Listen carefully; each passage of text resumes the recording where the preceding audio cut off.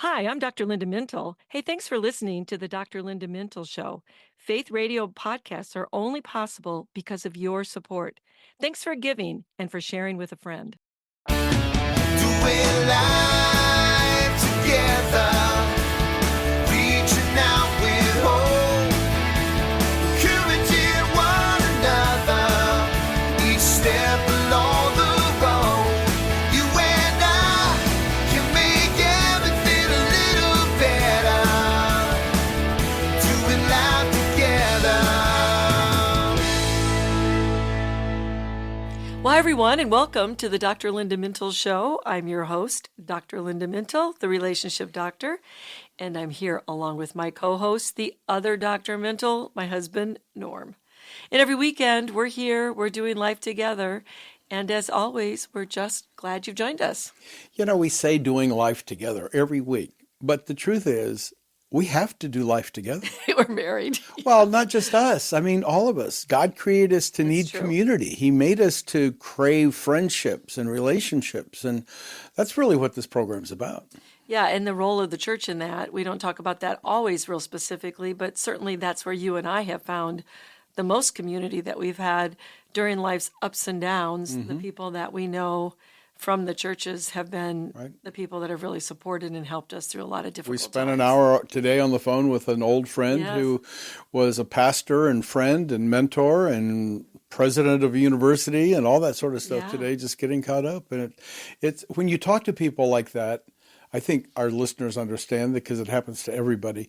There's no time difference. You just pick catch up. You just pick up where you left off, and because we know their families, and we're always catching up on that too. So yeah, we are doing life Well, together. the reason I talk about family and relationships is because our topic today is difficult, and we have lived through it as a family, and that is people who are caught in the grip of addiction.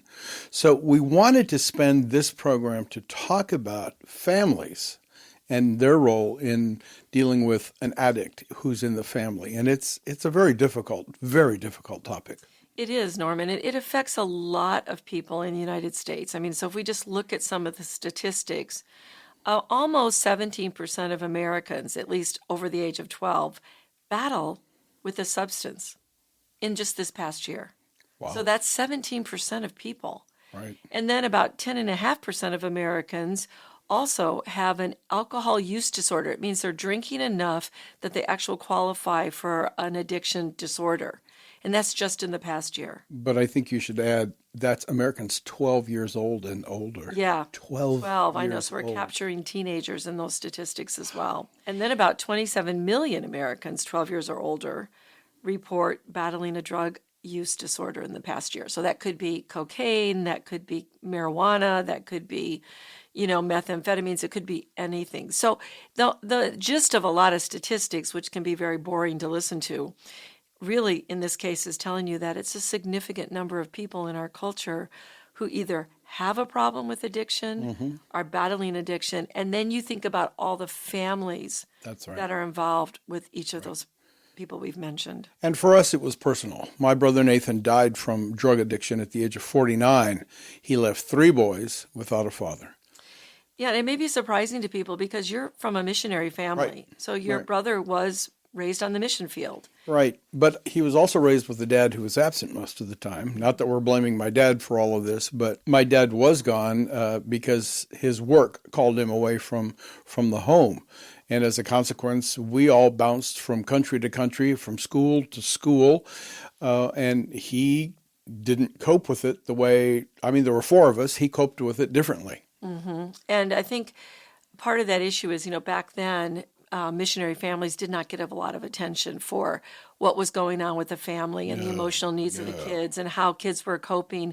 And we didn't have the connection communication-wise that we have today. I remember when we would try to call your family in Argentina, it was like satellite phones and it was very expensive and you could hardly hear. I remember us yelling in the phone to get that satellite connection to work. So part of the issue here is that people were not aware of the type of help and the services that could be given to children. And in the case of your brother, he was completely bilingual. Right. So like you, he had great skills that way, and he began to start using as a teen.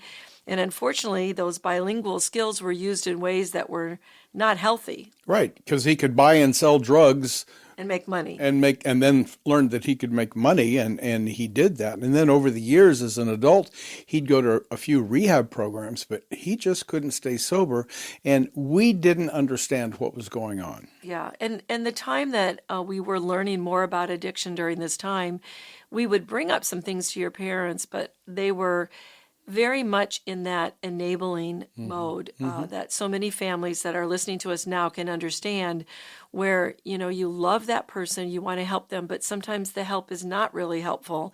And that's what we mean, Norm, by enabling, that you're not really helping the person stop the use. You're actually doing things that might not make them, because they have to make choices themselves, but contribute to their use instead of accountability. And let me put a biblical spin from personal experience on this word enabling. Yeah. My dad believed, and he admitted this very late in life before he died, that he misread and understood the scripture that says, "He who does not help his family is worse than a heathen."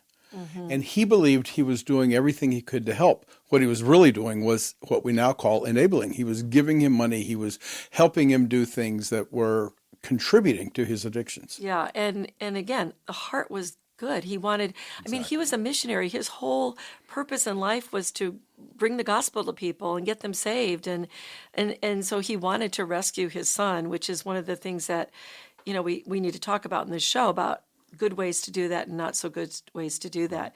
And there was no understanding at that time either, Norm, that addiction is a chronic brain disease. Right.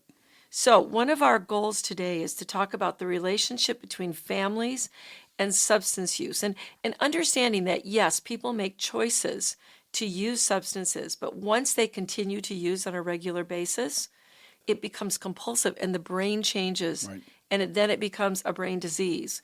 But what we want to focus on really is, what is the relationship between family and substance use? Right. And as a consequence, just stop it is not a prescription. No, it doesn't. It doesn't work. No.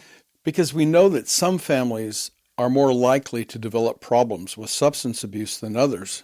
We hope today to help our friends listening understand the risks that their family may be facing that could lead to serious problems if not addressed. Yeah, and now let's just think about this. If we could show our listeners a slide of diverse people, so let's say different ethnicities, races, economic classes, religions, ages, occupations, you name it. Right. And we ask you to pick out the person with addiction.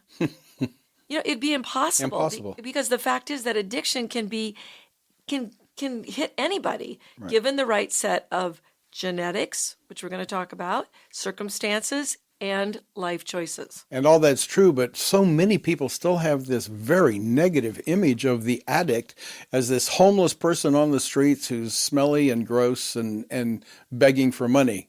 Yeah. Which unfortunately becomes true for some people. Well, there's a lot of people on the streets that have mental illness problems and substance use problems, and that's part of the reason why they're homeless. They're not getting treatment. But you're right. It can be a lot of people. In fact, Norm, as part of the psychiatry clerkship that I direct for medical students, they have to attend either an Alcoholics Anonymous, Narcotics Anonymous, Gamblers Anonymous, or a Celebrate Recovery meeting. And then they have to write up a reflection paper for me. And it is just constantly the case where they are always surprised by who shows up to those meetings. They see lawyers, they see bankers, they see doctors, they see truck drivers, they see salespeople. They just see people from all kinds of walks of life. But unfortunately, addiction, as we know, is an equal opportunity disease. There are factors that make you more susceptible, and one of those is family transmission. If you have addiction in your family, you're at a higher risk. There was addiction on one side of my family, but no one ever talked about it. Yeah, we note it, and there is addiction on one side of my family too. So unfortunately, because of the genetic issues that we're going to mention here in a minute, substance use in one generation impacts the next. So it has to be addressed. Or what happens if it's not addressed is there can be a vicious cycle of use that continues from generation to generation. And sadly, Norm, the church seems to lack understanding and even compassion when it comes to addiction.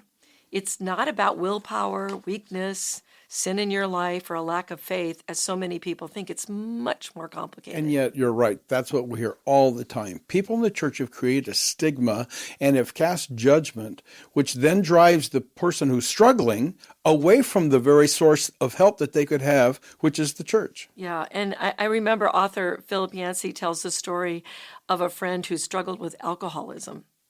And the friend said, when I'm late to church, people turn around and they stare at me with frowns of disapproval. But when I'm late to an AA meeting, the meeting comes to a halt and everyone jumps up to hug me and welcome me. They realize that my lateness may be a sign that I almost didn't make it. When I show up, it proves that my desperate need for them won over my desperate need for alcohol. So wow, what a switch. We need the church to be that exact same place. That's absolutely, sadly true. Talk more about this family transmission of addiction. What exactly does that mean? Well, it means that your genetics and something that's called epigenetics, which I'll explain in a minute, your behavior, what you learn in your family can increase your risk for addiction. So because addiction is so complex, there are just lots of factors that lead someone to start using and then eventually compulsively use. Okay, let's start with the genetics part and risk. So lots of studies done in this area, Norm, and we know that about up to 50% of risk for addiction is determined by your genetics. Now, compare that to what we call the heritable risk for anxiety and depression. That's about 30 to 40%, which means that the risk that is inherited for addiction is even stronger than that. But it doesn't mean you're doomed, right, to become an addict just because you know that half of your family's Right. rate is against you. Right. But it does mean that if you have addiction in your family, you're more susceptible to addiction than someone who does not. So, yes, genes are not destiny, but first-degree relatives with addiction increases your risk about 4 to 8 times. Wow. And due to genetics, if you have an alcoholic parent, there's a higher father-to-son transmission at about 9 times higher. So the point of this is you need to consider your family history. And you look at it just to say, okay, I might have a risk here because there are people with addiction in my family. You've also said that some drugs are more transmissible, to use that word, because of genetics, like heroin, even more so than alcohol. All of this is to say that one person may use a substance and be able to stop more easily, while another person may become addicted far quicker. That may be due to genetic differences, right? Yeah, and so you got to think about that, because sometimes people say, well, a lot of people used during college and they didn't all become people with addiction. And that might be related to genetics, that some people can just stop because they don't have that genetic predisposition. But there are a lot of other things in your genetics that maybe prime you towards an addiction as well, things like your temperament, maybe the inability to delay gratification as well as someone else, your emotional regulation, the way you adapt to things. All these things are influenced by genetics. But again, we're not saying this means you're going to have a problem, right. But they're going to influence. And it influences especially when you start to use and it progresses to something that becomes pathological. Well, we're going to learn much more about this after the break. I hope you're beginning to see that addiction isn't a guarantee. You're not doomed to it. But we do want to be better aware of what does lead someone to addiction. Right now, we're taking a break. We'll be right back. We're going to talk about family and protective factors and more elements. Is every spare minute of your life filled with some activity, event, or demand? If so, you could be suffering from a very common American disease. It's called overcommitment, and it has seeped into every area of our lives. I'm Dr. Linda, the relationship doctor, and yes, I'll admit it, I've fallen prey to overcommitment in my life just like I imagine you have. Saying no occasionally is the best defense against overcommitment. But if it's too late and you're already overcommitted, here's a little tip to help you make it through. In the busiest days, you can still stop and take 5. Just for yourself. When your heart is racing and your thoughts are whirling inside your head, your effectiveness just plummets. But if you'll pause right in the middle of all the hubbub, maybe close your eyes, breathe deeply, and remind yourself that the current task will be completed, you'll feel an immediate sense of relief. Then you can head back into the job at hand with renewed focus and energy. And when the next chance comes to overcommit, it comes your way, you can work on your priorities by just saying, Hey, no. Welcome back to a very important edition of the Dr. Linda Mintle Show. Today we're talking about families and addiction, what you need to know. So much more to talk about. Before we do, let me remind you, you can check out Dr. Linda's website, drlindamintle.com. There you'll find her blogs, her books. You can connect with her on social media and, of course, listen to our podcast anytime on your favorite platform or go directly to myfaithradio.com. So just before the break, Linda, we were talking about genetics, and you had mentioned something called epigenetics. What is that, and how does it relate to addiction? So epigenetics are any external factor that influences your genes, and basically they can turn a gene on or they can turn it off. Wow. So they are very influential, and they include things like your lifestyle, experiences that you have, even your development, your hormones, your early exposure to drugs or alcohol. So one of the things you hear often, Norm, we're talking about marijuana users, we're saying that the earlier a teen is exposed to marijuana, it's going to be more problematic because the teen brain is developing, and that exposure is an epigenetic factor, an external thing then that would turn on those genes for addiction much quicker in someone who has that genetic predisposition. So that's an interesting way to look at it. It turns the gene on Yeah. that then leads you toward. Yeah, and it can actually trigger changes in gene expression and even brain structures, making you much more susceptible to addiction. Okay. So there's a physiological process between our genetics, our physical body, and what happens to us in life. It's all kind of interwoven. Yeah. Well, in that vein of questions, then I'm thinking about mental health issues. How do they lead some people into addiction? Yeah, so in the roots of a lot of times when we're looking at people who are caught in addiction, we will see that they have roots of trauma, a lot of inadequate parenting, and we'll say a little bit more about that in a minute.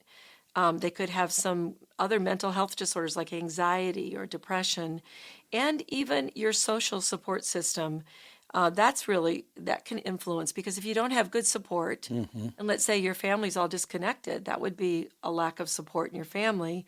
That could contribute as well. And then there are things like if you've had loss, or you've had stress, or you've had you've had a lot of really awful things happen in your life, and you start to turn to substances to sort of medicate those experiences, and then you find yourself in a pattern, and then that's when that compulsive use begins. Okay, this reminds me, because you're talking about trauma, we did a program on what's called ACE, A-C-E, Adverse Childhood Experiences, and I think I remember substance abuse was one of those experiences. It was one of the 10 that this big study that was done years ago with the CDC and Kaiser Permanente did on looking at families, looking at the stress and the household challenges that affect the health and well-being of people when they're adults. So they actually looked back to see what was going on in childhood that made people more at risk. And one of those risks was for, mental health problems and substance use later in life. Okay. And they found that if you had 4 things out of the 10 that they identified, that you were a lot more at risk. And one of those 10 things was substance use. Okay. Others were physical, emotional, and sexual abuse, physical and emotional neglect, mental illness in a family member. This is interesting. An incarcerated relative, a mother treated violently by the father, or some other male, anybody. I guess, for that matter, divorce and substance abuse in the family. These experiences are all risk factors for problems that they found in that study later in life. Yeah, and the higher the number of those you have. So if you're sitting here right now and you're thinking, well, there was divorce in my family, I had my mom was a victim of domestic violence, there was emotional abuse. You're starting to think about all those things. All of those make you, again, more susceptible to problems later, and one of those problems can be addiction.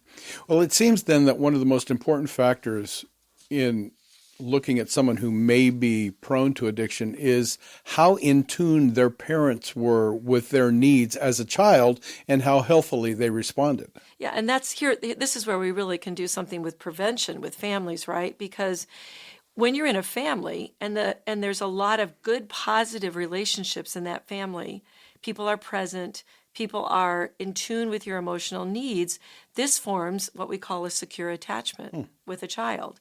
And that is a huge protective factor against drug use.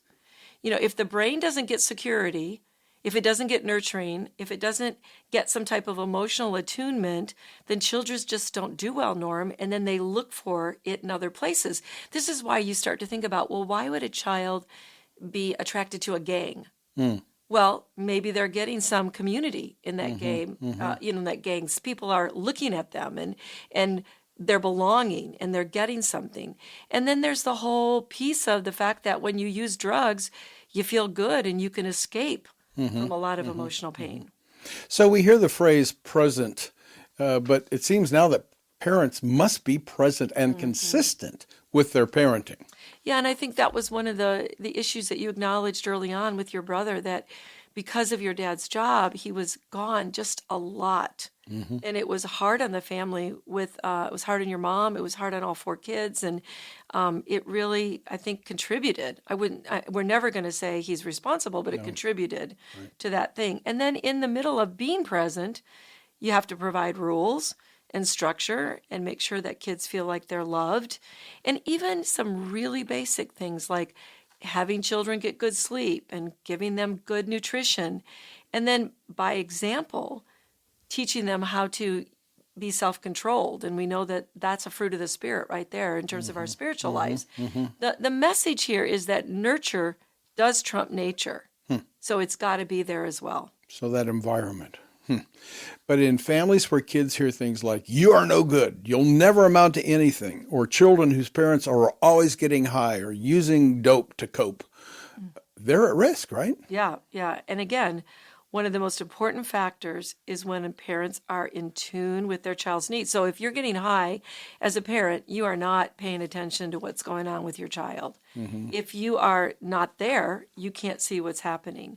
So this is really important to think about how much have I put really good intention into a secure attachment with my child, and I'm giving my child validation, love, and a sense of security. Now, this is a huge protector against the use of drugs, but it doesn't necessarily mean that that's the reason somebody goes out and uses. So I don't want people to start thinking, was it my fault? I think you review your history and you think, did I give these things to my child? Even then, kids can get with peer groups and they can get, taken away in different ways. Right. So in that vein, let's say someone has been influenced by all these things we've talked about. How do they not get stuck in the past? And how do they move forward in the present? Yeah, well, first of all, we have to be willing to acknowledge the problems in our families. So, church is really good for sticking our head in the sand, but we really need to say we've got some real issues here and we've got some root causes for this. And if we don't start addressing this early on, it's going to create problems. The Bible tells us that sin can be passed down generationally, but those sin patterns can be broken by the work of the Holy Spirit. Galatians 3 tells us that Christ paid the price, and that covers all the curses that have been set against us. Yeah, it's an amazing promise from the Lord.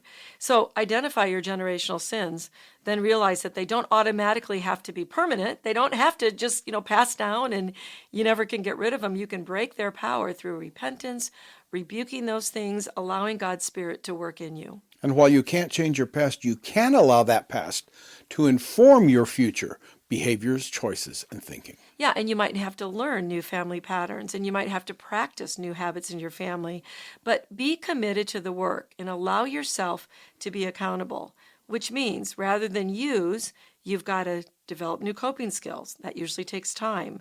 Build structures into your life, have a routine, things that you can do. People do well in detox, but Norm, when they get into daily life and they don't have accountability around it, they get triggered, and that's where problems are. Trust God and be with sober-minded, passionate Christ followers.